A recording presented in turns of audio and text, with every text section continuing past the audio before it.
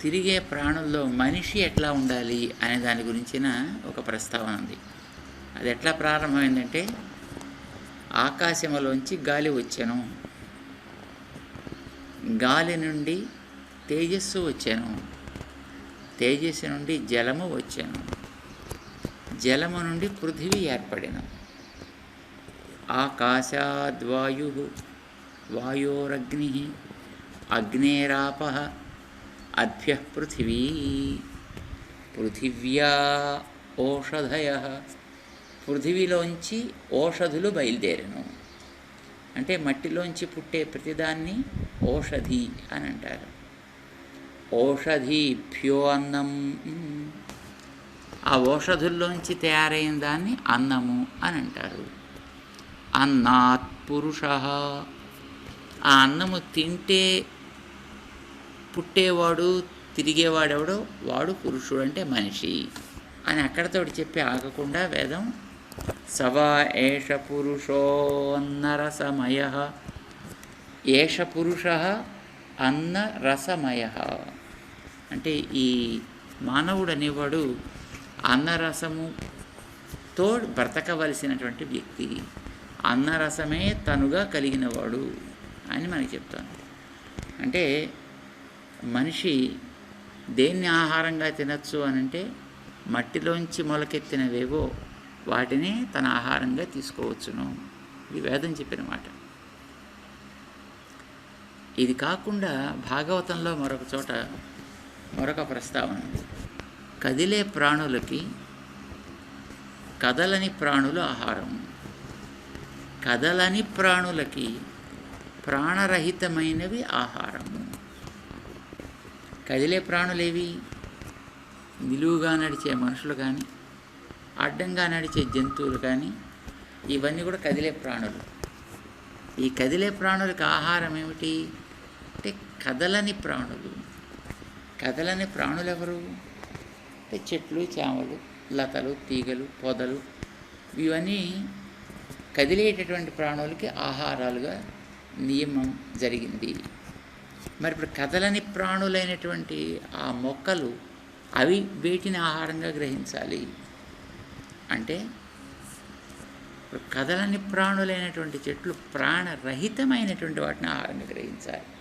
ప్రాణరహితమైనవి అంటే నీరు, మట్టి, తేజస్సు లాంటి పదార్థాలు అన్నమాట. సో ఇది మనకి వేదం చెప్పినటువంటి, మన గ్రంథాలు మనకు అందించినటువంటి విషయం. ఈ నియమాన్ని తప్పితే ఏమంటాం? నియమాన్ని తప్పితే క్రూరమైన ప్రాణి అంటాం. ఉదాహరణకి ఒక మేక, అది సంచారం లేని ప్రాణాలని తింటుంది, అంటే ఆకు ఆలము తింటుంది. అంచేత అది దాని పేరు సాధు జంతువు అయింది. కానీ సింహము, పులి ఇలాంటివి వాటిని తినకుండా కదిలే ప్రాణినే మరొక దాన్ని తను తింటుంది, చంపి.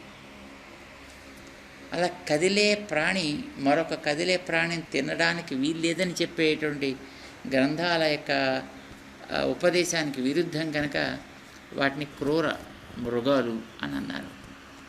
సింహము, పులి, నక్క, తోడేలు ఇవన్నీ కూడా క్రూర మృగాలు అయ్యాయి, మిగతావి సాధు జంతువులు అయ్యాయి. అందుకోసమే మనం ఆవు, గేదె, మేక, గుర్రము, గాడిద, సో ఇలాంటి వాటన్నిటిని సాధు జంతువులు అని అంటాం మనం. చెట్లల్లో కూడా అవి తిరగని ప్రాణులు. చెట్లు దేన్ని ఆహారంగా తినవచ్చును అని అంటే, ప్రాణరహితమైన పదార్థాలంటే మట్టి, నీరు, గాలి ఇత్యాది వాటిని తీసుకోవచ్చును. చెట్లు అంతవరకే పాటిస్తాయి. చెట్లు నియమాన్ని ఎప్పుడు కూడా ఉల్లంఘించి ప్రవర్తించవు. ఎటొచ్చే నియమాలన్నీ మానేసేవాడు మనిషి ఒకడే. చేత తిరగని ప్రాణులను ఆహారంగా తీసుకోవా అంటే, తిరిగే ప్రాణుల్ని కూడా ఆహారంగా తీసుకుంటూ వీడు కూడా క్రూర మృగము అనే పేరుని పొందుతున్నాడు. కనుక వేదం చెప్పిన దాని ప్రకారం మనం తినాల్సినటువంటి అవసరం లేదు. మరొక విషయం ఏంటంటే, ఏదైనా ఒక తిరిగే ప్రాణికి ప్రాణం పోతే దాన్ని శవము అని అంటాం. అది మనిషి అయినా కుక్కైనా, నక్కైనా, తేలైనా, తోడేలైనా, చీమైనా, దోమైనా ఏదైనా ఒకసారి తిరిగే ప్రాణిలోంచి ఆ ప్రాణం పోతే దాన్ని మనం శవము అని అంటాం. శవాల్ని వేసేటటువంటి చోటు శ్మశానం. మనం భగవంతుడిచ్చినటువంటి నోటిని, భగవంతుడిచ్చినటువంటి పొట్టని అట్లాంటి శవాలతోటి నింపడం అనేటటువంటిది అంత యుక్తియుక్తమైనటువంటి పని కాదు. మనిషి మాంసం తింటున్నాడు అని అంటే శవమే కదా అది కూడా. సో ఆ శవాన్ని వేస్తున్నాడంటే ఆ పొట్ట శ్మశానం అవుతుంది అని అర్థం. నిజానికి ప్రతి మనిషిలోనూ దేవుడు ఉంటాడు. మనస్సులో ఆయన ఉన్నాడు అంటే మన దేహం అంతా ఆయనకి మందిరమైంది అని అర్థం. దేహం అనేటటువంటి దేవాలయంలో పూజారి మనం, కానీ సంకల్పించేది, పని చేయించు, తత్ఫలితాన్ని అనుభవించేది అంతా లోపల ఉండేటువంటి భగవంతుడు. భగవంతుడు లోపల ఉన్నంటే ఇదంతా మందిరం, కానీ ఇది తిరిగే మందిరం. తిరిగే మందిరాన్ని మందిరంగానే అట్టే పెట్టాలి, కానీ దాన్ని తిరిగే శ్మశానంలాగా చేయకూడదు. అందుకోసమని అలాంటి ఆహారాలని ఏవైతే ఈ శరీరాన్ని శ్మశాన సదృశంగా మారుస్తాయో అలాంటి ఆహారాలన్నింటినీ కూడా వదిలిపెట్టడం, కోడిగుడ్లతో సహా. అది చాలా మంచిది.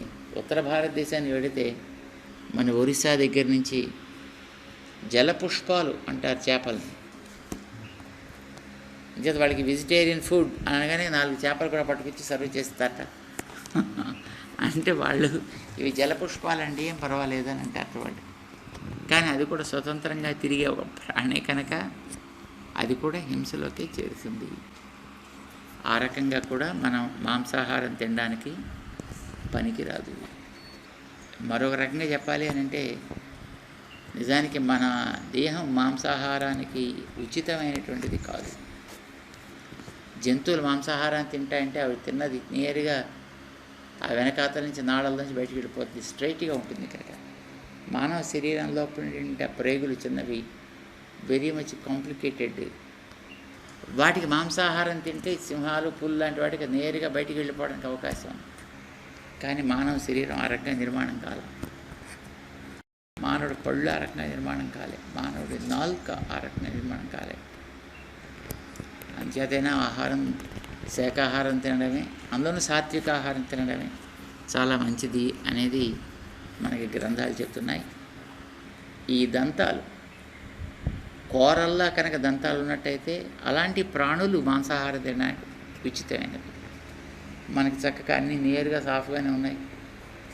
అంచేత మనకి అది తగిన ఆహారం కాదు. అందుకోసం దాన్ని మనం we need to avoid it. అదో కూడా ఒక కారణం. మరొక అందమైన కారణాన్ని మన వాళ్ళు కనిపెట్టారు. శాకాహారాన్ని తినేటువంటి జంతువులేవి కూడా నీళ్లు త్రాగేటప్పుడు వాటిని చ్యూ చేస్తాయి, ఈ మింగుతాయి. కానీ మాంసాహార జంతువులు నీళ్ళని దే లిక్ ద వాటర్, నాలుకతోటి లికింగ్ చేస్తాయి. మనం ఏ మాంసాహారపు తినే జంతువుని చూసినా నీటిని త్రాగేటప్పుడు అది ఆ నీళ్ళంతా నాలుకతోటి ఏమంటారు లికింగ్ అలానే తీసుకుంటున్నాం. ఏ ఆవు, మేక, గుర్రం ఇట్లాంటి సాధు జంతువులను అనుకునేవి ఏవి చూసినా ముతో పెట్టినటువంటి నీళ్ళ ద్వారా దాన్ని అని పిలిస్తే త్రాగుతాయి. అంచేత కూడా మనకి ఆహారం పనికిరాదు. So there are many other reasons why we should not eat non-vegetarian food.